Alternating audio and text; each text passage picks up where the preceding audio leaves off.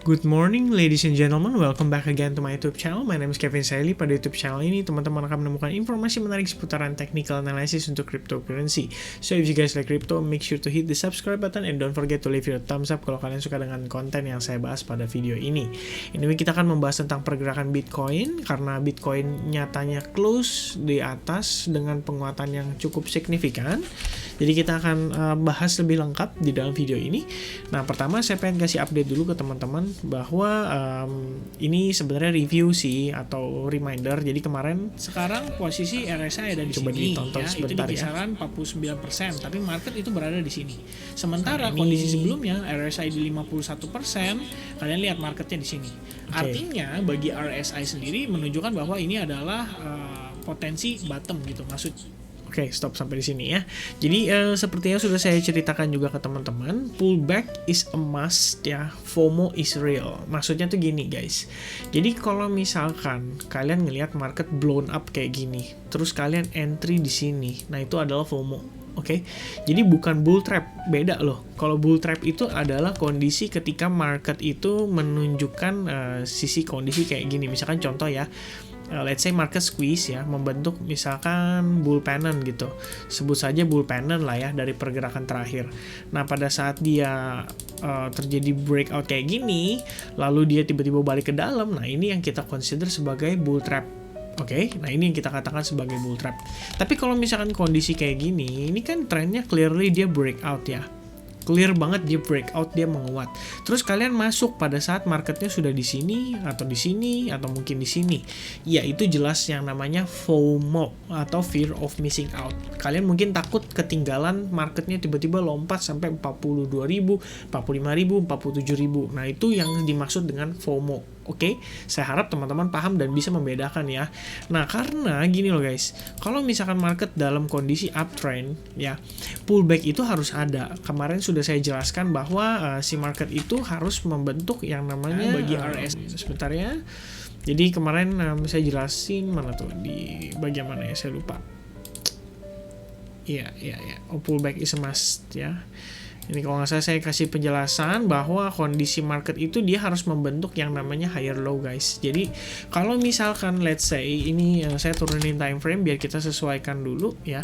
Pertama clearly bahwa higher high itu di sini ya, ini higher low, ini higher high, ini low ya, ini adalah high-nya, ini higher low, dan this one is potential our higher high dan ini menjadi our higher low. Kemarin juga saya sudah jelaskan menggunakan RSI, kalian juga bisa lihat dengan RSI kita istilahnya mendapatkan informasi bahwa market saat ini ya itu sudah dikonsider sebagai harga yang cukup murah atau potential bottom. Makanya kemarin saya juga sampaikan melalui video itu gitu.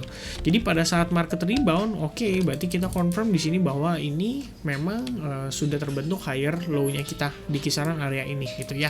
Jadi ini adalah higher low, sementara ini kita sekarang sedang mencoba untuk breakout level resistance-nya kita. Resistance-nya itu di kisaran area ini gitu ya. Dan kalau misalnya kita successfully breakout in time frame 4 jam juga, berarti kita berpotensi bisa menguat lagi, meneruskan penguatan lagi gitu. Nah, selagi kita bahas ya tentang ini, kita perlu bahas dari time frame daily juga. Jadi ini mungkin akan saya geser line-nya kisaran ke sini ya. Jadi potential wave 3-nya kita itu masih berlanjut. Nah, cuman yang perlu saya antisipasi dan teman-teman perlu antisipasi adalah gini. Pertama guys, ya ini ada resistance di kisaran $39.832 based on Fibonacci extension. Jadi kalian boleh antisipasi. Kalau saya pribadi sih selain itu kan saya juga gunakan Fibonacci extension ya. Kita tarik dari swing low to swing high di sini, lalu kita tarik ke pullbacknya di kisaran area ini gitu. Jadi kita dapati levelnya ini kisaran 200, 161,8 dan seterusnya. Jadi saya pribadi sih di kisaran level ini saya pikir mau taking profit dulu guys. Pertama ada tembok tebal ya. Jadi kalau kalian lihat ini saya tadi baru aja update di Instagram saya. Saya ada long position sebenarnya untuk Bitcoin itu di kisaran $34.000 dan ini sebenarnya sisa sekitar 50% posisi. Jadi saya udah taking profit lagi, setengahnya lagi, hanya sisa 25% aja value daripada seluruh posisi long saya gitu ya. Itu untuk si Bitcoin gitu. Nah, kenapa saya lakukan itu? Pertama guys, kita perlu tahu bahwa besok itu adalah deadline yang diberikan oleh si Elizabeth Warren ya. Elizabeth Warren ini adalah senator atau ya intinya dia senator lah ya. Jadi kayak orang penting pejabat gitu di bagian ekonomi. Nah dia tuh sebenarnya nuntut untuk SEC itu atau US Securities Exchange Commission ya, itu semacam kayak lembaga regulator lah yang ada di US, itu untuk segera memberikan semacam bentuk regulasi terhadap cryptocurrency jika ingin maksudnya cryptocurrency ini tetap berjalan gitu. Jadi di sini ada beberapa poin ya. Senator who chairs the Senate Banking, di sini by the way ada tulisannya crypto skeptic US Senator Elizabeth Warren. Yang request ini dia tuh cukup skeptical sama kondisi cryptocurrency karena dia merasa bahwa si cryptocurrency ini sebenarnya cukup critical, sangat spekulatif di dalam market, terus juga secara risiko sangat tinggi. Terus selain daripada itu tadi saya ada baca-baca juga, intinya inilah ya guys, jadi market itu sangat mudah dimanipulasi dan juga kita bilang fraud itu adalah penipuan gitu loh melalui si jalur cryptocurrency ini. Makanya kan sebenarnya kaitannya kalau crypto itu negatifnya atau FAT-nya itu selalu dikaitkan dengan crypto ini bisa dipakai buat black market lah, maksudnya alat tukar atau perdagangan gelap dan lain sebagainya gitu ya, kayak transaksi narkoba, senjata dan lain sebagainya bisa pakai kripto. Makanya dia nuntut untuk regulasinya itu segera diperjelas dan sebisa mungkin dari pihak si SEC itu udah harus kasih jawaban besok atau tanggal 28 Juli waktu US. Nah, kalau misalkan kita ngeliat kondisi gini kayak time frame daily, ini sebenarnya untuk antisipasi aja ya, saya pribadi gitu, untuk antisipasi aja.